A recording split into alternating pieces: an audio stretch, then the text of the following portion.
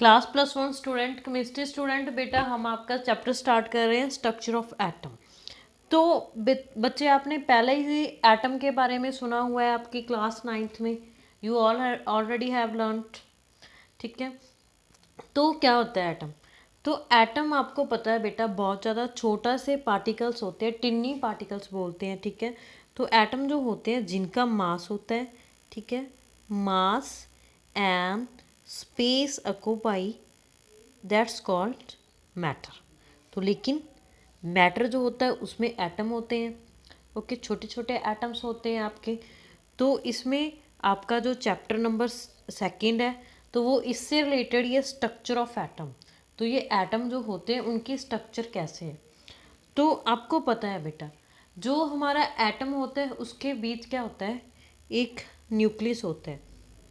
ठीक है, तो जब भी हम बात कर रहे हैं हमारा जो एटम है बेटा छोटा सा है बहुत, तो न्यूक्लियस उसके बीच है, तो न्यूक्लियस उसमें उसका न्यूक्लियस बहुत ज़्यादा छोटा होगा, क्योंकि एटम हमारा बहुत ज़्यादा छोटा है, हम उसको नेक्ड आई से नहीं देख सकते।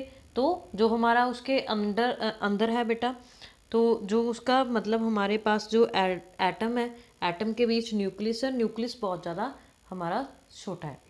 तो उसमें क्या होता है, आपका न्यूक्लियस होता है, फिर आप देखते हो जो आपका एटम है उसमें न्यूक्लियस होते हैं, प्रोटॉन्स होते हैं और इलेक्ट्रॉन्स होते हैं। ठीक है, वो क्या होते हैं, बहुत ज़्यादा स्मॉल होते हैं बेटा। ठीक है, तो हम यही डिस्कस करेंगे। तो स्ट्रक्चर को डिफाइन करने के लिए आपके बहुत सारे मॉडल्स आए थे बेटा। तो फर्स्ट ऑफ ऑल आपका कौन सा मॉडल आया था बेटा? फर्स्ट ऑफ ऑल आपका रदरफोर्ड मॉडल, ठीक है, तो थॉमसन मॉडल, तो नेक्स्ट बोर मॉडल। ठीक है, ये 3 मॉडल आए थे आपके जिनमें डिस्कवरी हुई न्यूक्लियस की। तो रदरफोर्ड ने डिस्कवरी की थी बेटा न्यूक्लियस की। ठीक है, तो न्यूक्लियस क्या होता है, एक पॉजिटिव चार्ज होता है स्फीयर का, जिसके रिवॉल्व इलेक्ट्रॉन्स जिसके आसपास मतलब इलेक्ट्रॉन्स जो होते हैं वो रिवॉल्व करते हैं। ओके, नेक्स्ट एक टर्म दी गई है, atom is the smallest individual particles of the matter.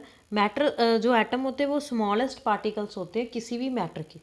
Okay, atom is a made of electrons, protons and neutrons. जो हमारा एटम होता है वो इलेक्ट्रॉन से बना होता है, प्रोटॉन से बना होता है, न्यूट्रॉन से बना होता है। ठीक है, उसमें हम बात कर रहे हैं, हम जैसे हमारा ये एटम है तो इसमें क्या होगा, सेंटर में न्यूक्लियस होगा और इसके आसपास इलेक्ट्रॉन्स और प्रोटॉन्स और न्यूट्रॉन्स होंगे। ओके, तो फर्स्ट क्या किया था, जो पार्टिकल थे डिस्कवरी की गई थी किनकी, तो फर्स्ट था हमारा बेटा इलेक्ट्रॉन्स की डिस्कवरी की गई थी जे थॉम्सन ने। ठीक है, ये एक टेबल है, लर्न करना है अपने।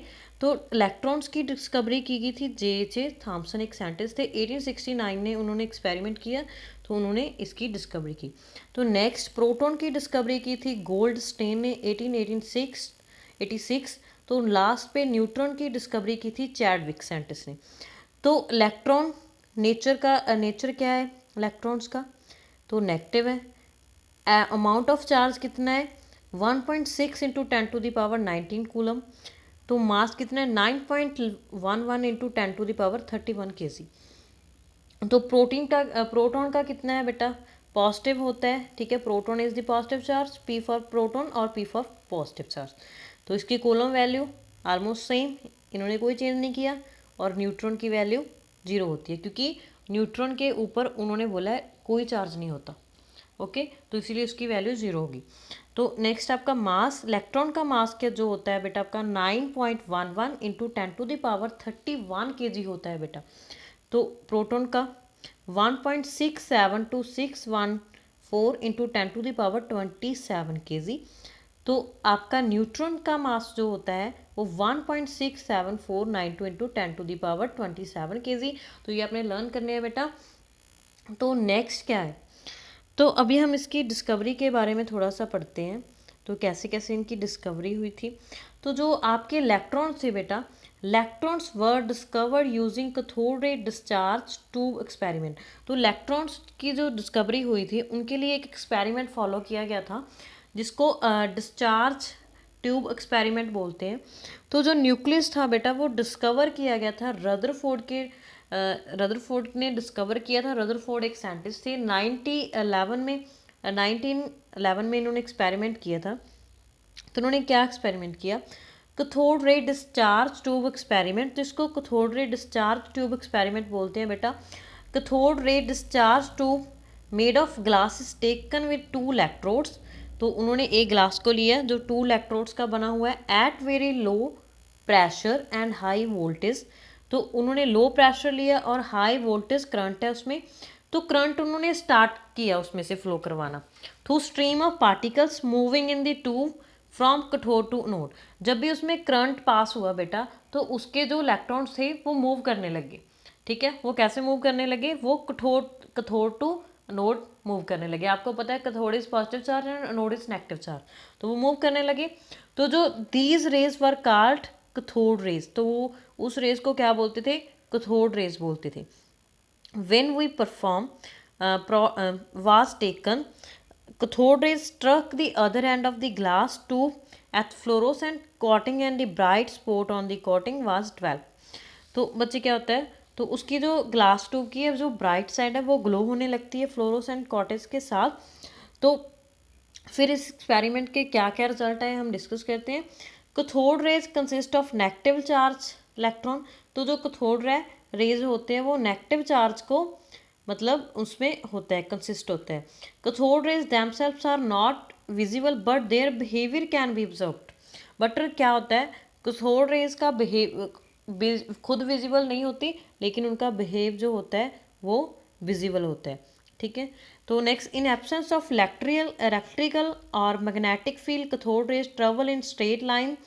तो जब भी एब्सेंस होती है इलेक्ट्रिक और मैग्नेटिक फील्ड की तो कैथोड रेज जो होती है वो ट्रेवल करती है स्ट्रेट लाइन में। इन प्रेजेंस ऑफ इलेक्ट्रिकल और magnetic field behaviour of cathode rays similar to the that shown by electron. The characteristics of cathode rays do not depend upon the material of electrodes and the nature of gas present in the cathode rays too. तो बच्चे जो characteristics होते हैं cathode rays के वो depend नहीं करते हैं मटेरियल जो होता है इलेक्ट्रोड्स का। ठीक है, but nature of the gas present in the cathode rays, but gas जो प्रेजेंट होती है उस पर वो डिपेंड करते हैं। Next is charge to mass ratio of electron was determined by Thomson. तो बच्चे एक थॉमसन एक साइंटिस्ट थे जिन्होंने चार्ज की डिस्कवरी की थी, तो इसकी मैंने आपको रेशियो बता दी थी almost. Charge on electrons was determined by R.A. Millikan by using an oil drop experiment. तो उन्होंने जो चार्ज था उनका ऑयल जो एक्सपेरिमेंट किया था, ऑयल ड्रॉप एक्सपेरिमेंट हुआ था। तो आपकी इलेक्ट्रॉन चार्ज की वैल्यू 1.6 × 10⁻19 कूलम आई थी। तो मास on A electron was determined by combining the result. तो मास डिटरमाइन किया गया थॉमसन और एक्सपेरिमेंट ने अपने जो थॉट्स थे उनको इकट्ठा किया और उसके बाद उनने फर्दर ये थ्योरी दी। तो हम जो आपके नेक्स्ट मॉडल है तो वो हम आपकी नेक्स्ट वाली क्लासेस में डिस्कस करेंगे बेटा। अभी आपने सिर्फ इंट्रोडक्शन करनी है इस चैप्टर की। तो थैंक यू।